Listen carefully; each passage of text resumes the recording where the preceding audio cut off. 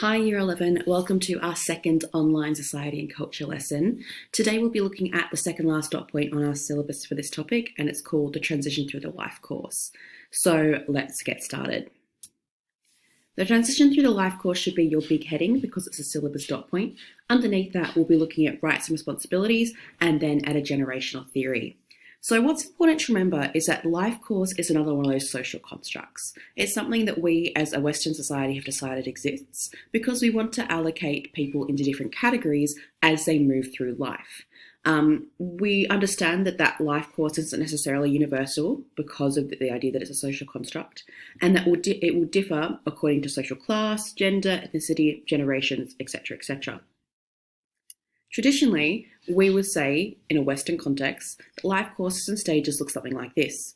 We start with infancy for people under the age of 2, early childhood from 2 to 5 years, childhood 5 to 11, adolescence 12 to 20, young adults 20 to 30, adults 30 to 50, late adults 50 to 65, and mature age for people over the age of 65. And these are names that we give people in that stage of their life. And we allocate different rights and responsibilities and different traditions to people in each one of those categories. So you can think about all the different rights and responsibilities that perhaps you had when you were a child compared to now that you're an adolescent, and what then you might get when you're a young adult.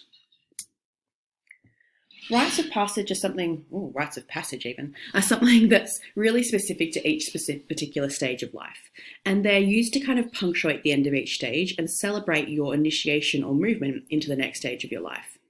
They're really helpful for transition purposes to give people status in their community or some sort of new right and responsibility.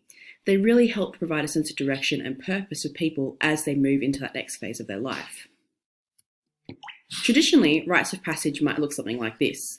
It might be something used to test your endurance, to see if you truly are worthy of being a man in your community or a woman in your community, and normally they were very physical. However, our new rites of passage tend to look more like this. It's going out and partying, it's that aspect of freedom, and it's all about learning about who you are and your identity rather than perhaps proving something about your worth. We have a few particular categories that we can break these rites of passages into, and they include birth rituals, puberty rituals, marriage rituals, and death rituals. And again, we can link these really closely to each one of those stages of the life course that we talked about a little bit earlier.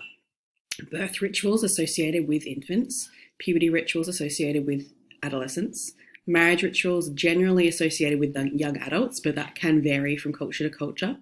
And then our death rituals, which are associated with mature-aged, hopefully, individuals, but are applicable to anybody at any age when they pass away.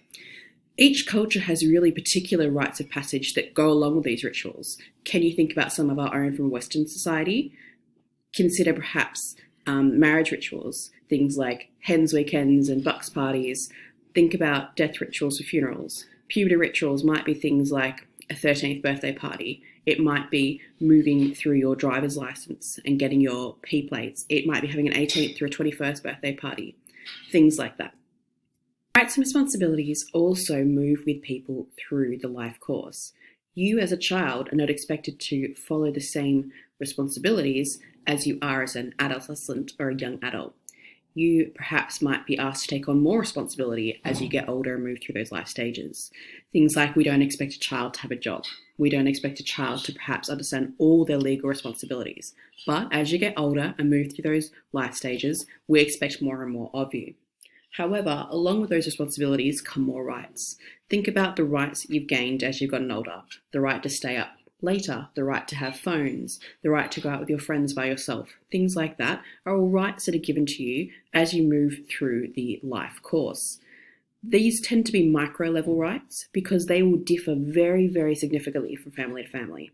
Your friends might have different rights to you, and that comes from their family context and their background. So, I have a couple of things that you need to do today, and I'm going to show you where to find these. On Schoolbox, there's an article called Coming of Age Traditions Around the World that I would like you to read and take a few notes on. You need to pick 3 of those traditions and write a summary about them. There are also then some videos to watch that kind of visually portray these coming of age traditions, and I'd like you to watch a few of them. There are 6 that I've uploaded to Schoolbox, and you can pick which ones you want. Just as a disclaimer, episode 3 is on teeth filing, 5 is on crocodile marking, and 6 is on a blood ritual in Papua New Guinea. So if you are a bit queasy and don't fancy seeing any sort of blood or pain, please don't watch episode 3, 5 or 6. 1, 2 and 4 are perfectly fine. Once you've watched those, I'd like you to answer the following questions and to submit them to Schoolbox as due work. So the first question is, how do rights and responsibilities vary at different life stages? And I've kind of talked about that a fair bit in this video, and you just need to write a short answer to that question. The second question is a bit more creative, and I'd like you to put some real thought into it. It says, it could be argued that there is no one major ritual that recognises the arrival to adulthood in Australian culture. Design a new ritual that recognises and acknowledges the arrival of young Australians as adults. Now, you can be as creative as you like with this, and it needs to be a really clear explanation of what your ritual would include. Try and keep it legal and safe, but really branch out into whatever you think would be appropriate for us as Australians to now deem people to be adults. So, let me show you where to find these things on Schoolbox. So, here is our Schoolbox page. You can see it looks just as you know it. What you need to do is click onto Personal and Social Identity, this one right here, and it will open up a new tab for you. Here is our Personal and Social Identity tab. Here you can see all the resources for this topic. The article I'd like you to read is this one right here, Coming of Age Traditions from Around the World. And as I said before, you need to choose 3 of these rituals and write a short summary in your book about them. Then the videos to watch are these ones right here, Coming of Age 1, 2, 3, 4, 5, 6. And again, that disclaimer that 3, 5 and 6 are a little bit gory, so please don't feel obliged to watch them if that's not your thing.